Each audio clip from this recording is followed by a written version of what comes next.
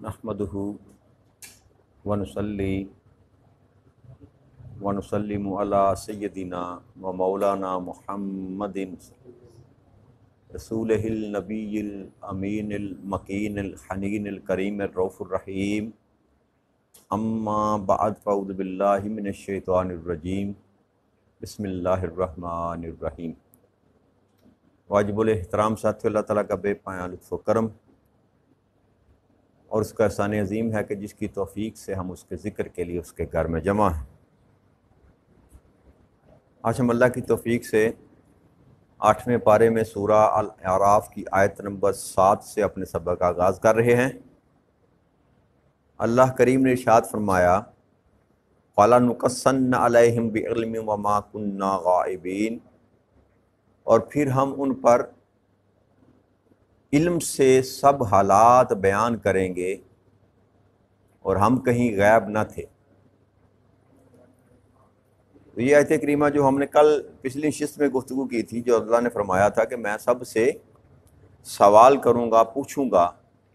تمام لوگوں سے بھی جن کی طرف میں نے اپنے رسول بھیجے اور تمام رسولوں سے بھی سوال کیا جائے گا۔ تو اس آیہ مبارکہ میں اللہ نے فرمایا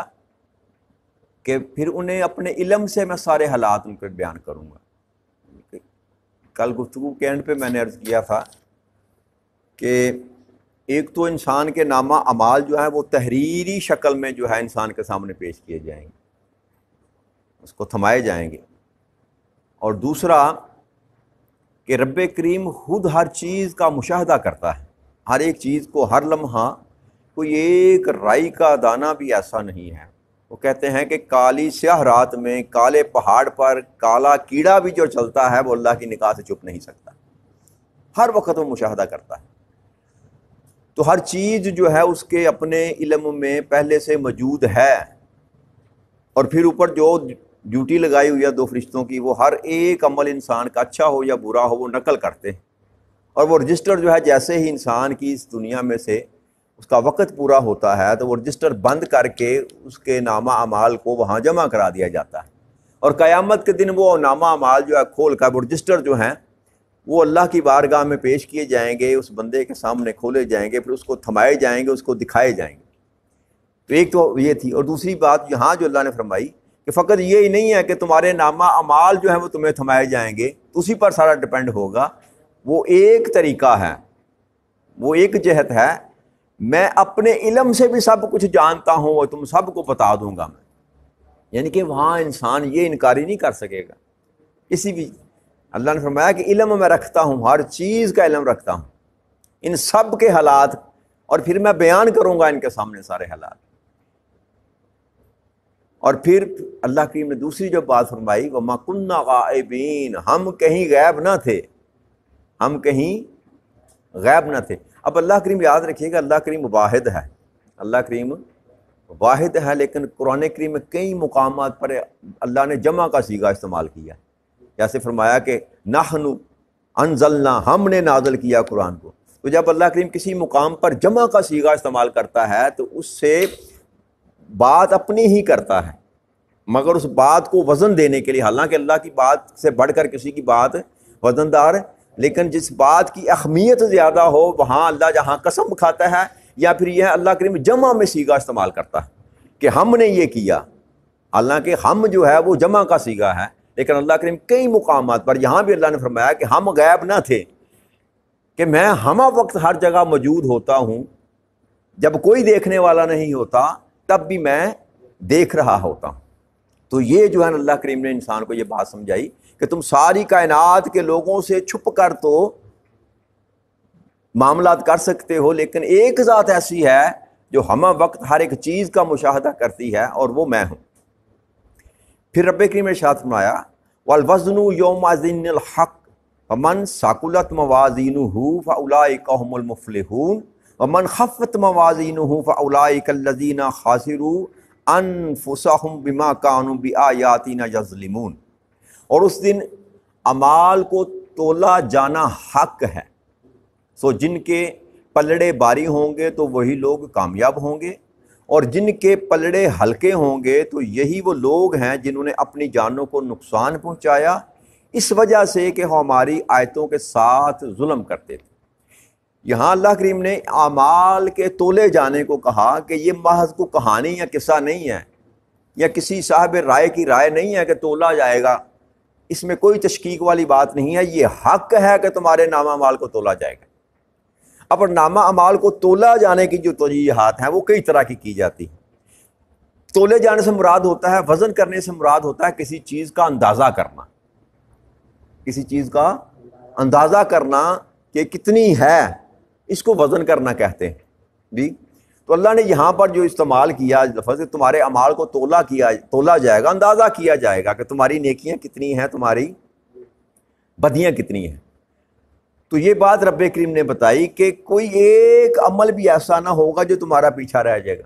اگر تم نے نیکیاں کی ہیں تو وہ بھی وزن میں شمار کی جائیں گی، اور اگر تمہاری بدیاں ہیں تو وہ بھی وزن میں شمار کی جائیں گی۔ نبی اکرم صلی اللہ علیہ وآلہ وسلم کا ایک ارشاد گرامی ہے، آپ نے فرمایا کوئی عمل اتنا بھاری نہیں ہے جتنا یہ عمل بھاری ہے، یہ کلمہ بھاری ہے، اشہد اللہ الہ الا اللہ وحدہ لا شریک لہ واشہد ان محمدا عبدہ ورسولہ۔ یعنی کہ تمام انسان کے اعمال سے بھی بھاری یہ کلمہ توحید ہے، کلمہ شہادت ہے، اور یہ فقط زبان سے اقرار کرنے کی بات نہیں کی جا رہی، یعنی کہ یہ پڑھنا تو اپنی جگہ مسلمہ حقیقت ہے کہ اس جیسا کوئی اور کلام نہیں ہے، یہ گواہی دینا کہ اللہ کے سوا کوئی عبادت کے لائق نہیں، اور تاجدار کائنات حضرت محمد مصطفیٰ صلی اللہ علیہ وسلم اللہ کے رسول ہے، یہ اپنی جگہ، لیکن اس پر کما حقہ یقین کامل ہونا اور اس بات پر ایمان ہونا، یہ اصل مقصد ہے کہ اس کلمے پر اگر اسی طرح ایمان ہو جیسے ہم کلام کرتے ہیں تو یہ عمل اتنا بھاری وزن ہے کہ تمام اعمال کا اللہ کے نبی اکرم صلی اللہ علیہ وسلم فرمایا کہ اگر ایک ترازو میں ساری کائنات کو ڈال دیا جائے، ساری کائنات کو ڈال دیا جائے، اور ایک ترازو میں یہ کلمہ شہادت رکھ دیا جائے تو یہ ترازو بھاری پڑ جائے گا، اتنا وزن ہے اس کلمہ توحید کا، اس کلمہ شہادت کا۔ تو ایک امر تو یہ ہے کہ یہ ناپ تول کیا جائے گا اور فزیکلی کیا جائے گا انسان کے اعمال۔ اب شکل کیسی بھی اعمال جو یاد رکھیے گا، عمل کا کوئی جسم تو نہیں ہوتا نا جی،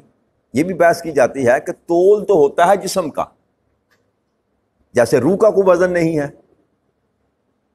تو تول کیسے ہوگا؟ تو اللہ کریم اس بات پر قدرت رکھتا ہے کہ آپ کے اعمال کو وہ تمثیل کی شکل میں پیدا کریں،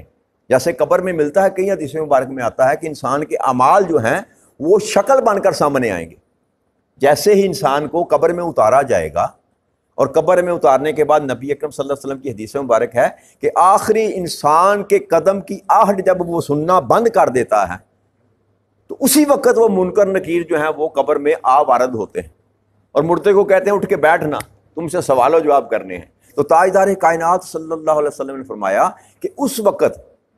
جو انسان کے نیک اعمال ہوتے ہیں، نماز، روزہ، حج اور نیک اعمال، صدقات، خیرات، وہ سارے کے سارے ایک تمثیل کی شکل میں، انسانی شکل میں کہہ لیں یا فرشتے کی شکل میں کہہ لیں، ایک مجسم شکل اختیار کر کے اس مردے کے ارد گرد اس کو گھیرا ڈال دیتے ہیں،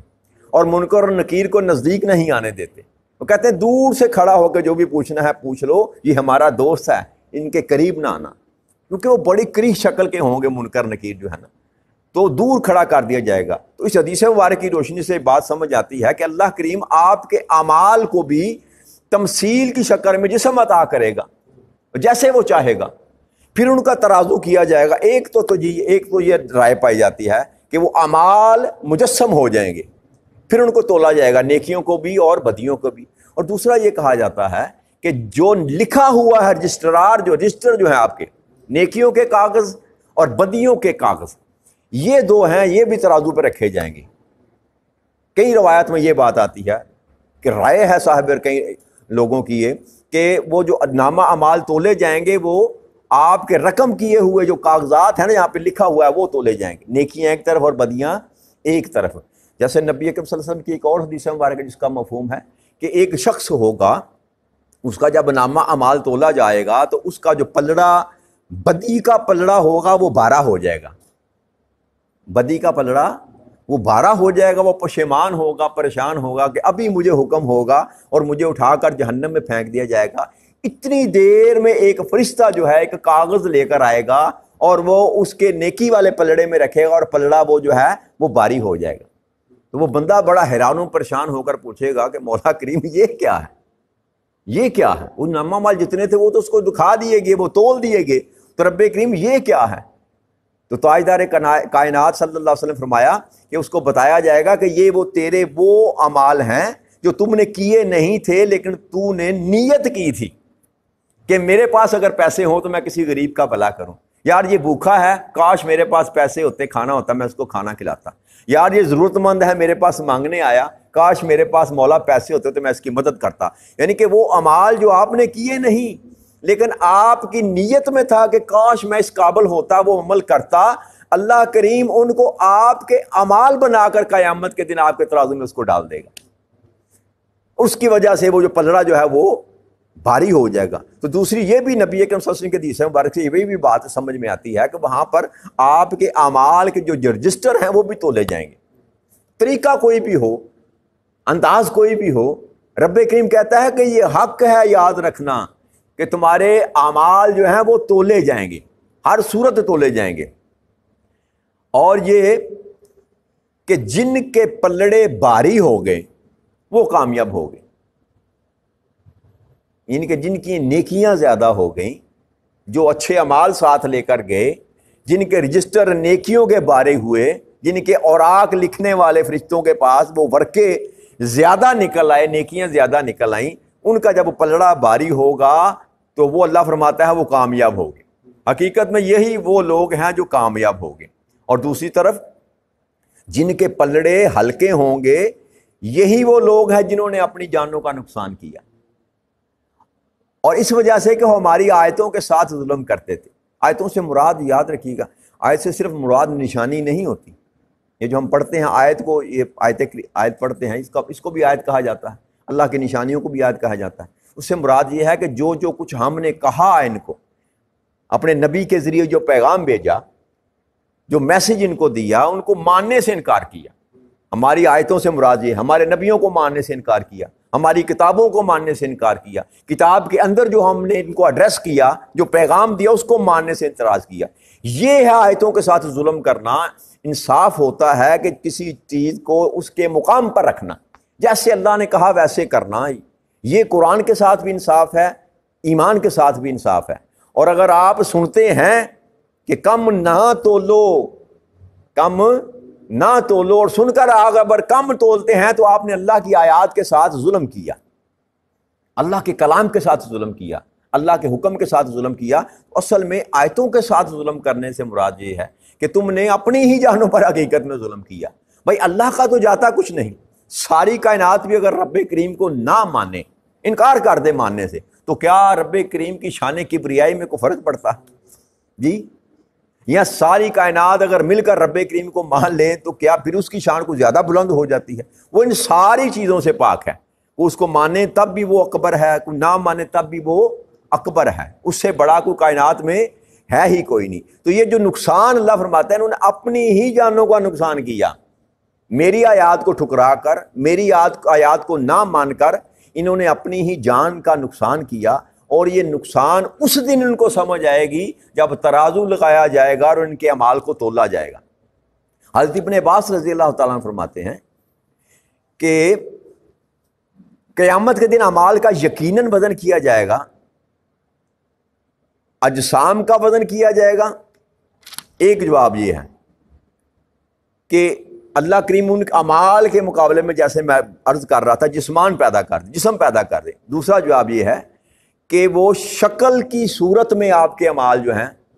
وہ اللہ کریم بنا دے اور ان کا وزن کیا جائے۔ اور تیسرا جواب یہ ہے کہ نفس اعمال جو ہے نا، اوراق پر جو لکھے ہوئے ہیں ان کا وزن کیا جائے۔ یہ حضرت ابن عباس کی بھی یہ روایت ہے۔ اور ایک پھر اور حدیث مبارک ہے، حضرت سلیمان فارسی رضی اللہ تعالیٰ بیان کرتے ہیں کہ نبی اکرم صلی اللہ علیہ وسلم فرمایا قیامت کے دن میزان کو رکھا جائے گا، اگر اس میں آسمانوں اور زمینوں کو رکھا جائے تو اس کی بھی گنجائش رکھتی ہے، پس فرشتے کہیں گے کہ اے رب اس میں کس کو وزن کیا جائے گا؟ تو اللہ فرمائے گا اپنے مخلوق سے جس کو چاہوں گا اس کا وزن کروں گا۔ یعنی کہ اتنی وسعت ہے اس میزان میں۔ آقا نے فرمایا کہ زمین و آسمان کو بھی رکھا جائے تو اس کی بھی اس میں گنجائش ہے۔ یہ جو ترازو اللہ کریم لگائے گا، تو فرشتے پوچھیں گے کہ مولا اس ترازو کو کیا کرنا ہے، کس کا وزن کرنا ہے؟ تو اللہ فرمائے گا میں جس سے چاہوں گا اس کا وزن کروں گا۔ تو اس حدیث مبارک یہ سمجھ آئی کہ ہر ایک بندے کا ممکن ہے اللہ کریم وزن ہر ایک کو ترازو پر نہ کھڑا کیا جائے۔ جیسے میں نے عرض کی تھی کہ نبی اکرم صلی اللہ علیہ وسلم کی حدیث مبارک ہے کہ 70,000 میری امت میں ایسے لوگ ہیں جو بغیر حساب و کتاب کے جنت میں داخل کیے جائیں گے۔ تو ایسے لوگ ہوں گے جن کے اعمال ترازو پر نہیں چڑھائے جائیں، اور یہ دونوں سمت میں ہوں گے۔ کفار میں سے بھی کچھ ایسے لوگ ہوں گے جن کے نامہ اعمال نہیں تولے جائیں گے، ان کو ڈائریکٹ جو ہے جہنم میں پھینک دیا جائے گا۔ اور اسی طرح مومنین میں سے بھی ایسے لوگ ہوں گے جن کے نامہ اعمال تولے نہیں جائیں گے، ان کو ڈائریکٹ جنت میں داخل کر دیا جائے گا۔ اور پھر بیچ میں جو لوگ بچ جائیں گے وہ کفار ہوں یا مشرک ہوں یا مومن ہوں، ان کے نامہ اعمال تولے جائیں گے، پھر حساب و کتاب ہوگا، پھر جتنا جس کا نظام ہوگا اس کے مطابق کسی کو جنت میں ڈالا جائے گا، کسی کو جہنم میں پھینکا جائے گا۔ اور پھر ایسے لوگ بھی ہوں گے کہ جن کے ترازو برابر ہو جائیں، بیلنس ہو جائے گا، نیکیاں اور برائیاں برابر ہو جائیں گی، نہ ان کو جنت میں ڈالا جائے گا نہ ان کو دوزخ میں ڈالا جائے گا۔ وہ جو ہے آراف کے مقام پر، جس کا سورہ مبارکہ کا نام میں نے عرض کی کہ آراف جس کو کہا جاتا ہے، وہ مقام ہے جنت اور دوزخ کے درمیان، ان کو صاحب آراف کہتے ہیں، وہاں ان کو رکھا جائے گا۔ پھر رب کریم کی اپنی منشا ہے، اپنی مرضی ہے، ان کو کسی کی سفارش سے جنت میں داخل کر دے یا اپنے فضل سے، اپنے کرم سے ان کو جنت میں داخل کر دے، یہ اس کی مرضی پر ڈیپینڈ کرتا ہے۔ اور ایک تیسرا طبقہ بھی ہوگا ان میں سے کہ جو ایمان والے جو برائی کریں گے، کفار تو ہمیشہ جہنم میں رہیں گے نا جی، ایمان والے جو برائیاں کریں گے اور ایمان والوں میں سے جو جہنم میں چلے جائیں گے، ان پر بھی دو رائے پائی جاتی ہیں۔ ایک تو یہ کہ اللہ کریم اگر چاہے گا تو ان کو جہنم کا عذاب دے گا، اور اگر چاہے گا تو اپنے فضل سے ان کو بھی معاف کر کے جہنم میں سے نکال کر جنت میں ڈال دیا جائے گا۔ اور جب جتنی دیر وہ جہنم میں رہیں گے، وہ ان کا جو جسم جلس جائے گا، ان کو ایک نہر ہوگی جس کو آب حیات کہا جاتا ہے، کئی نام اس کے آتے ہیں، اس میں سے ان کو دھویا نہلایا جائے گا، تو ان کے اوپر سے وہ جو جہنم کا نشان لگے ہوں گے جسم پر، وہ سارے دھو دیے جائیں گے، اور ان کو اللہ کریم اپنے فضل سے جنت میں ڈال دے گا۔ اور دوسرا یہ ہے کہ یہاں پر بھی جو ہے شفاعت جو ہے وہ کام آئے گی، جیسے روایت میں آتا ہے کہ قرآن بھی شفاعت کرے گا بندے کی، نیک صالح اولاد بھی شفاعت کرے گی ماں باپ کی۔ وہ جو بچہ کم عمری میں دنیا سے چلا گیا، معصوم بچہ، وہ قیامت کے دن شفاعت کرے گا، انسان کے نیک اعمال شفاعت کریں گے۔ جو انسان کے مرشد جس کو کہا جاتا ہے، پیر ہے، استاد ہے، جس سے آپ نے حق کی راہ پائی، وہ بھی سفارش کرے گا قیامت کے دن کہ مولا کریم یہ میرے پاس بیٹھتا تھا، میں تیری باتیں سنتا تھا، مجھ سے دین سیکھا، اس نے دین پر عمل کیا، تو وہ بھی سفارش کریں گے۔ اور پھر سب سے بڑھ کر جو سفارش ہوگی، نماز بھی سفارش کرے گی، روزہ بھی سفارش کرے گا، قرآن بھی سفارش کرے گا۔ یہ ساری سفارشیں جو ہوں گی، بس ساری سفارشیں کر کے رب کریم جو ہے وہ جو جہنم میں مومن پڑے ہوں گے، ان کو نکال کر جنت میں ڈالتا چلا جائے گا۔ اور پھر سب سے بڑھ کر تاجدار کائنات حضرت محمد مصطفیٰ صلی اللہ علیہ وآلہ وسلم شفاعت کریں۔ نبی اکرم صلی اللہ علیہ وسلم نے فرمایا کہ ہر نبی جو ہے وہ دعا کرتا تھا رب کریم کے ہاتھ، اور رب کریم اس کو قبول کرتا تھا، اور میں نے دعا جو ہے وہ قیامت کے دن کے لیے بچا کر رکھی۔ نبی کی کبھی دعا غیر میں مقبول نہیں ہوتی۔ آقا نے فرمایا کہ میں نے بھی دعا کرنی ہے اللہ سے، لیکن میں نے قیامت کے دن کے لیے سنبھال کر رکھی۔ قیامت کے دن اللہ کریم کے ہاں دعا کروں گا، اور دعا کیا کریں گے؟ تاجدار کائنات نے کیا مانگنا ہے؟ اللہ کریم تو پہلے ہی قیامت کے دن اپنے محبوب کے لیے مقام محمود کو سجائے گا، اور اپنے ساتھ مقام محمود پر اپنے محبوب کو بٹھائے گا، تو اس سے بڑا منصب آپ نے کیا مانگنا؟ وہ تو خود ہی اللہ تعالیٰ فرمائے گا۔ تو پھر کیا مانگیں گے تاجدار کائنات حضرت محمد مصطفیٰ صلی اللہ علیہ وسلم؟ وہاں بھی وہی مانگیں گے جو دنیا میں مانگتے رہے، رب امتی، اے مولا میری امت۔ تو آقا وہاں بھی دعا کریں گے اپنی امت کے حق میں، اور کئی روایت آتی ہیں کہ نبی اکرم صلی اللہ علیہ وسلم شفاعت کرتے چلے جائیں گے۔ اللہ فرمائے گا جا میرے محبوب، جن کو تو پہچانتا ہے، جس کے سینے میں ایمان ہے، اس کو نکال کر جنت میں لے آ۔ اور اسی طرح تاجدار کائنات جو ہیں وہ نکالتے رہیں گے جہنم میں سے، اور جہنم میں سے نکال کر جنت میں ڈالتے رہیں گے۔ تو یہ دونوں ہی معاملات ہیں، اللہ چاہے گا تو اپنے فضل سے نکال دے گا، تو اللہ چاہے گا تو نبی اکرم صلی اللہ علیہ وسلم کی یا دوسروں کی سفارش پر نکال کر بالآخر جو ہے ہر مومن جو ہے اس کو نکال کر جہنم میں سے جنت میں ڈال دیا جائے گا۔ لیکن یہ نہیں ہو سکتا، یہ جو اللہ نے فرمایا نا کہ اعمال کا تولا جانا حق ہے، یہ انسان کی آنکھیں کھولنے کے لیے کافی ہے۔ یہ نہ بندہ کہے کہ میں وہ 70,000 تو ہیں، وہ 70,000 یا تو بندہ اپنے اعمال میں اس قابل ہو جائے نا، اپنی زندگی کے معاملات میں اس قابل ہو جائے کہ ہمارا شمار یا آپ کا شمار ان 70,000 میں ہو جائے، تو پھر تو ٹھیک ہے، سارا معاملہ فٹ ہے، پھر تو کوئی ڈرنے والی بات نہیں ہے۔ پھر تو اللہ کریم نے وعدہ کیا ہے، نبی صلی اللہ علیہ وسلم کا قول ہے، اس کو کوئی انکار نہیں کر سکتا۔ لیکن اس کے لیے ان لوگوں میں شمار کرنے کے لیے ضرورت یہ ہے کہ آپ کی زندگی کا کوئی ایک لمحہ بھی ایسا نہ ہو جو اللہ کی نافرمانی میں گزرا ہو۔ یا تو زندگی ایسی بنا لینے بندہ کہ انسان کی زندگی میں گناہ کا شعبہ تک نہ آئے، اللہ کی نافرمانی قریب سے نہ گزرے، تو پھر تو انسان کو مطمئن ہو جانا چاہیے کہ اللہ کریم ہمارا شمار بھی اور آپ کا بھی ان 70,000 میں سے کر دے گا اور سیدھا جنت میں چلے جائیں گے۔ تو اگر ہم اس مقام پر نہیں ہیں، غلطیاں کرتے ہیں، کوتاہیاں کرتے ہیں، نافرمانیاں کرتے ہیں، تو پھر یہ بات یاد رکھنی چاہیے کہ چاہے آپ نے اچھا عمل کیا، چاہے آپ نے برا عمل کیا، اللہ یہ فرما رہا ہے کہ یاد رکھو اس دن اعمال کا تولا جانا حق ہے، اس میں کسی قسم کو شک نہیں ہونا چاہیے۔ اور یہ شفاعت، یہ سفارش اللہ کے ہاں جو دعا کرنی ہے، یہ سارے معاملات میں کئی دفعہ اس کو بیان کر چکا کہ یہ سارے معاملات آپ کے نامہ اعمال تول لینے کے بعد، آپ کے جنت اور جہنم کے فیصلے ہو جانے کے بعد ہونے ہیں۔ ایسا نہیں ہوگا کہ جاتے ہی سفارش ہوگی اور آپ کو اٹھا، اگر آپ جہنمی بھی ہیں تو جاتے ہی سفارش ہوگی تو آپ کو جنت میں ڈال دیا جائے گا۔ نہیں نہیں نہیں، ایسا نہیں ہے۔ پھر اگر یہ ہوا تو پھر یہ سارا کچھ جو مضمون اللہ کے بیان فرما رہا ہے کہ جس کے اعمال باری ہوں گے، جس کے اعمال ہلکے ہوں گے، پل صراط سے گزرنا، نیکیوں کا تولے جانا،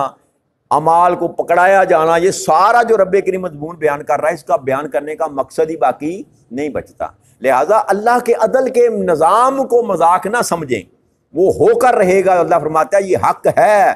اس بات میں تمہیں ذرائع کا دانہ شک نہیں ہونا چاہیے کہ میں عدل کی کرسی پر بیٹھا ہوا ہوں گا اور عدل کروں گا۔ اگر تمہارے اعمال اتنے اچھے ہو گئے تو پھر تمہیں جنت میں ڈال دوں گا، وگرنہ اگر تمہارے اعمال برے ہوئے تو دوزخ میں ڈانا جو ہے تمہارا مقدر ٹھہرے گا۔ وہ بات کی بات ہے،